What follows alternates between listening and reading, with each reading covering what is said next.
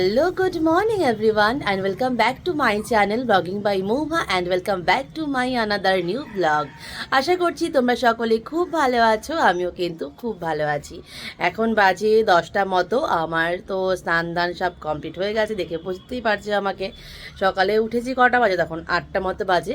উঠে রান্না বান্না করলাম আর এখন করছি ব্রেকফাস্ট। স্নান করে এসে স্মুদি বানালাম, বানিয়ে ব্যালকনিতে এলাম, ভাবলাম স্মুদি খেতে খেতেই ব্লগটা আজকে শুরু করা যাক। আর এখন মাম্মাই একটু টিভি দেখছে। ও ঘুম থেকে উঠেছে কটা, 9:30 পৌনে 10টার মতো বাজে, তখন উঠেছে ঘুম থেকে। এখন ওকে ব্রেকফাস্ট করাবো। আর আমি আজকে রান্না তো করেছি চিংড়ির মালাইকারি, আর সেটাই তোমার সাথে শেয়ার করবো আজকে। ততক্ষণ তোমরা দেখে নাও আর আমি ততক্ষণ মাম্মাকে খাইয়ে নিই। আজ আমি বানাবো চিংড়ির মালাইকারি।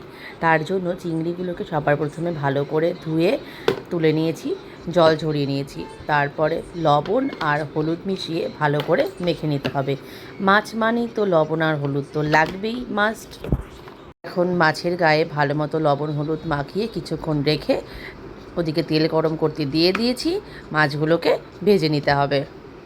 এদিকে মশলাটা বানিয়ে নেব। মশলাটা বানানোর জন্য এদিকে আমি আদাটাকে কুড়িয়ে নিয়েছি কারণ আদাটা যদি কুড়িয়ে না নিই মিক্সিতে ভালো মতো পেস্ট হয় না আদাটা, এজন্য আদা কুড়িয়ে নিয়েছি। আর দিয়ে দিলাম গোটা রসুন, একটা গোটা রসুন ছুলিয়ে রেখেছি, সেই গোটা রসুনটাকে।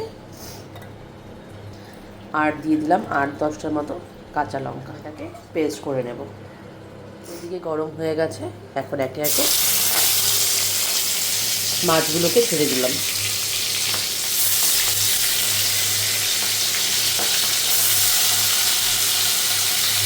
মাছগুলো এখানে সব ভাজা হয়ে গেছে, আর যেই কড়াইতে তেলে মাছ ভেজেছিলাম সেই তেলেই এখন দেব ফোড়ন।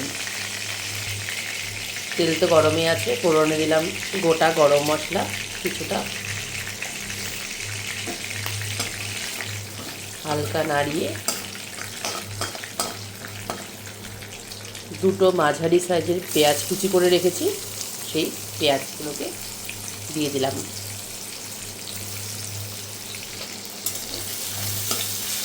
এখন এটাকে ভালো মতো ভাজতে হবে, মানে যতক্ষণ না মজবে। পেঁয়াজটা তাড়াতাড়ি মজে যাওয়ার জন্য দিয়ে দিলাম কিছুটা লবণ।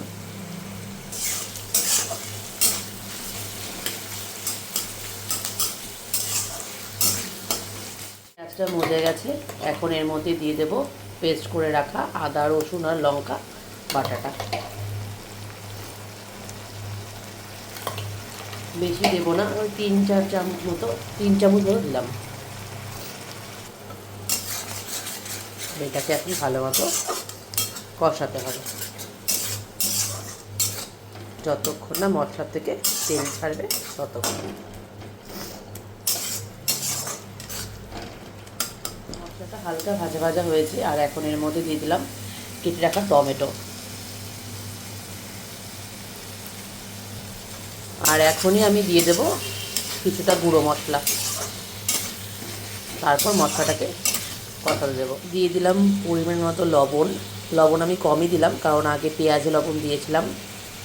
কিছুটা পরিমাণ হলুদের গুঁড়ো, হাফ চামচ মতো জিরা গুঁড়ো,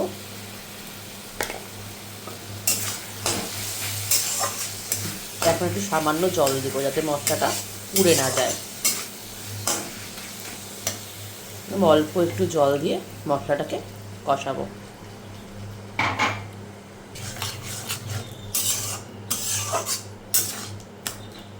তেল ছাড়া শুরু হয়ে গেছে মশলার গায়ের থেকে, আর এর মধ্যে তো কোনো জল ইউজ করবো না, আজকে যেহেতু মালাইকারি বানাচ্ছি তাই দিয়ে দেবো কোকোনাট মিল্ক। এটা আমি বাইরে থেকে কিনে এনেছি, তোমরা চাইলে বাড়িতে বানাতে পারো।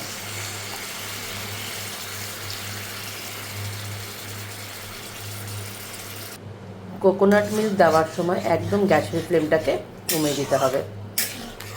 গ্যাসের ফ্লেমটাকে কমিয়ে কোকোনাট মিল্কটা দিয়ে দিলাম। এখন এটা কিছুক্ষণ জাল হবে, মানে বয়েল হবে। আর এখন এর মধ্যে দিয়ে দিলাম কয়েক দানা চিনি, স্বাদের জন্য, আর কিছুই না। তোমরা যারা চিনি দাও না রান্নায়, তারা নাও দিতে পারো, কোনো অসুবিধা নেই। গ্যাসের ফ্লেমটা কিন্তু বেশি বাড়ানো যাবে না।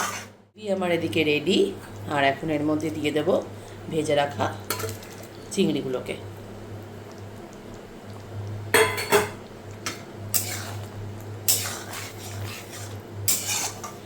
ভালো মতো এটাকে ফোটাতে হবে, যাতে চিংড়ির গায়ে, চিংড়ির মধ্যে মশলাটা ভালো মতো চলে যায়। রান্না তো আমার কমপ্লিট হয়ে গেছে, মাছ দেওয়ার পরে ফুটেও গেছে বেশ ভালো মতো। আর এর মধ্যে নামানোর আগে দিয়ে দিতে হবে কিছুটা পরিমাণে গরম মশলার গুঁড়ো।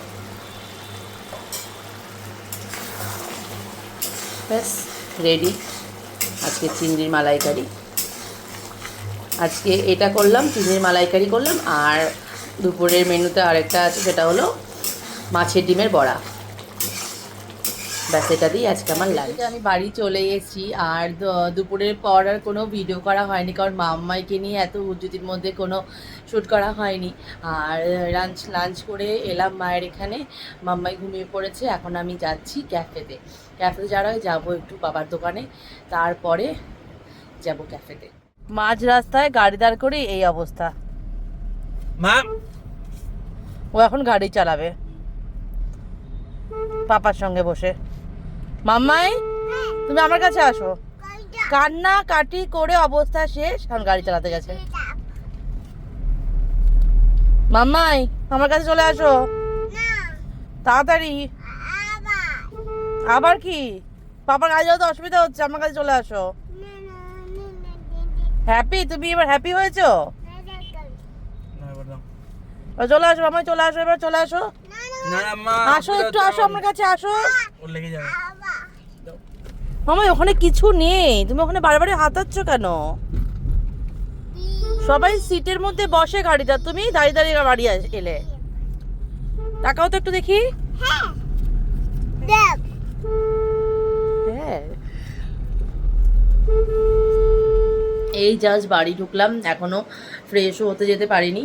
আর এত গরম পড়েছে আজকে, বাপরে বাপ, মারাত্মক গরম। আমি জাস্ট বাড়ি ঢুকলাম, এখন ফ্রেশ হতে যাব।